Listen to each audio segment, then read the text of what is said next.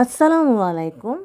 আমরা আছি কলকাতার মার্কিউ স্ট্রিটের কটন গ্যালারিতে। আগামীকাল আমরা বাংলাদেশে চলে যাব।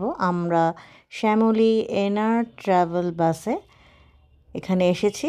এই ব্লগে আপনারা দেখতে পারবেন আমরা কীভাবে যাচ্ছি। যাওয়ার আগে যে আমরা রাতের বেলায় আমাদের হোটেলের সামনে একটা বিল্লুর সাথে দেখা হলো।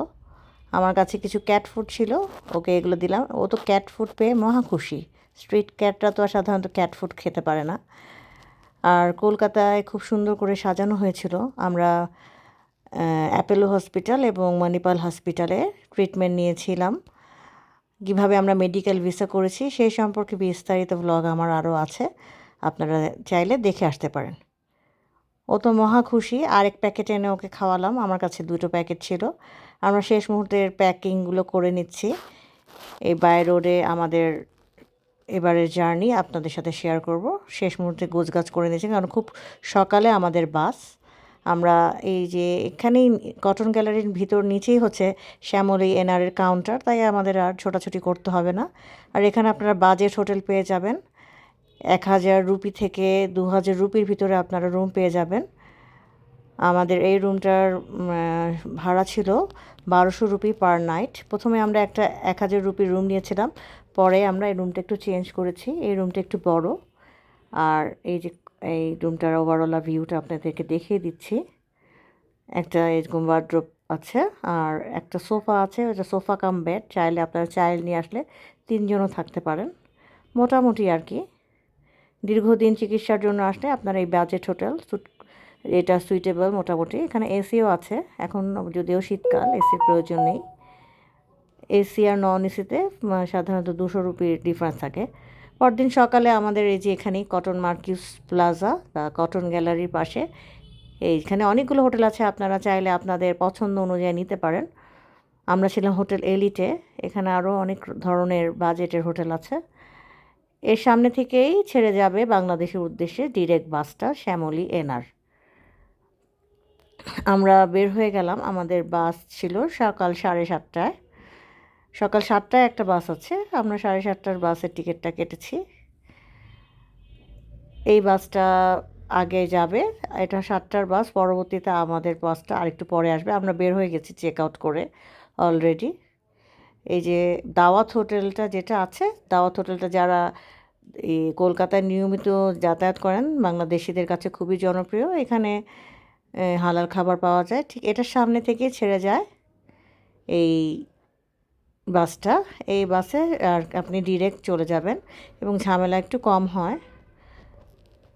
যাই হোক, এই যে হোটেলের ভিতরে আমি আরেকবার একটু হাঁটছি, যেহেতু সময় রয়েছে।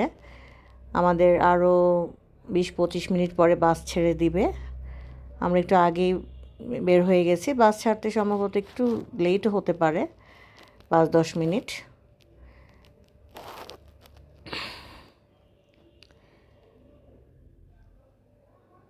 প্রথম বাসটা ছেড়ে দিলে এখনও আমাদের বাসটা এখনও আসেনি, আমরা অপেক্ষা করছি।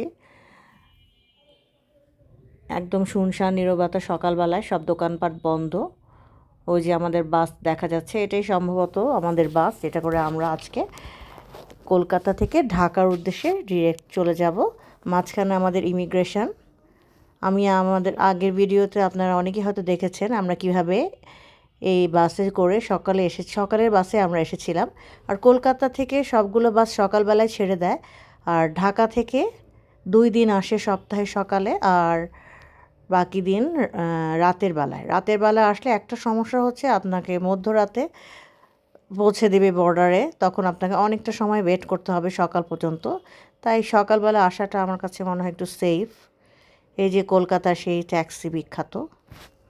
এখানে অনেক আশেপাশে অনেক হোটেল আছে। এই এলাকায় থাকলে আর সুবিধা হচ্ছে খাবার দাবার, ওষুধপত্র যা কেনাকাটা করতে সব কিছু সুবিধা। তাই বাংলাদেশিরা এখানে বেশি থাকতে স্বাচ্ছন্দ্য বোধ করে।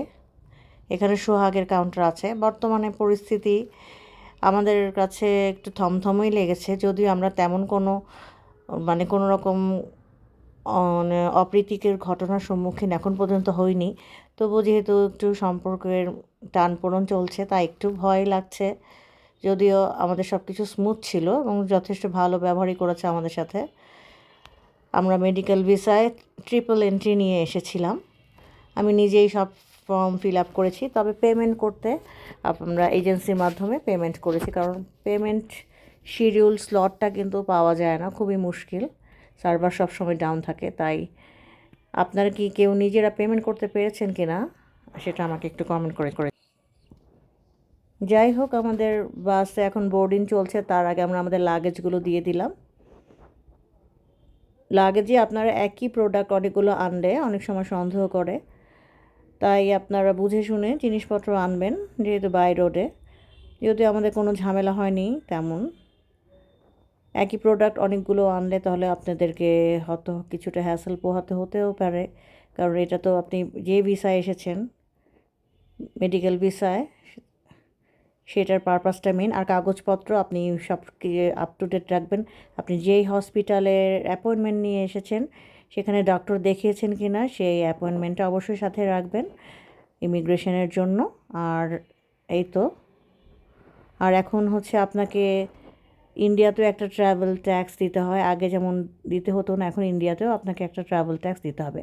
যাই হোক, আমাদের প্রথম স্টপেজে আমরা চলে আসলাম, সকালে নাস্তা এখানেই করবো, যেখানে আমরা থেমেছিলাম আগেও, দত্তপুর নামক একটা জায়গা। এই সকাল এখন 9:45 মতো বাজে। এখানে প্যাকেজে 100 রুপি, 80 রুপি সম্ভবত ছিল। এর ছিল লাল আটার রুটি ছিল, আর ডিম ছিল, সাথে একটা ডাল ভুনা বা চানা ছিল। যাক, খেয়ে দিয়ে এখন আমরা আবার বাসে করে আমরা বর্ডারে চলে এসেছি। বর্ডারে আসতে আমাদের বেশি একটা সময় লাগেনি, খুব কাছেই, মানে মানে খুব সময় লাগেনি। সকালবেলা ওই দিন ফাঁকাই ছিল বেশ, আসার দিন একটু সময় বেশি লেগেছিল। আমরা পৌঁছে গিয়েছি বর্ডারে। এখন আমরা ফর্মালিটি শেষ করলাম। ভিতরে যেহেতু ভিডিও ধারণ করা নিষেধ, তা আমি ভিডিও করে আমাদের স্মুথলি সব কিছু হয়ে গেছে। এখন আমরা ওয়েট করছি সব যাত্রী আসা পর্যন্ত।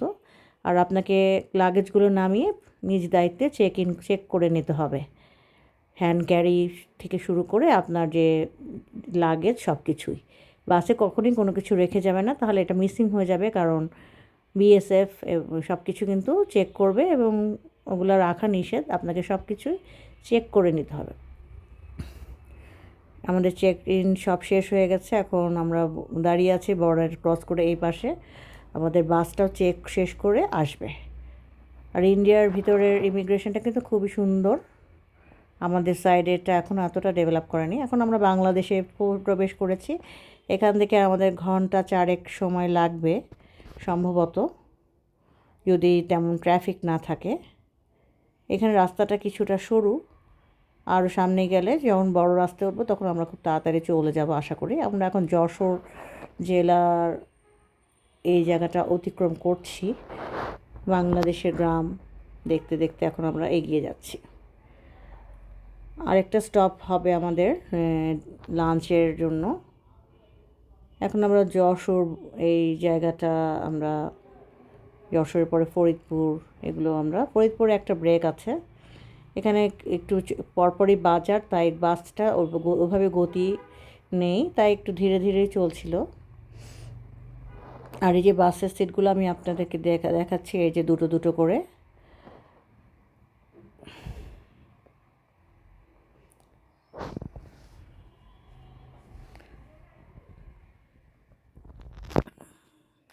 ওই পারে আর এই পারের দৃশ্যে খুব বেশি ব্যবধান নেই, গাড়িগুলো শুধু একটু অন্যরকম, কথার ধরন সব কিছুই প্রায় একই রকম। এই যে সর্ষের ক্ষেত দেখতে কিন্তু খুবই সুন্দর লাগছে শীতকালের। এই দৃশ্যগুলো কিন্তু আমার কাছে খুবই মনোমুগ্ধকর লাগে।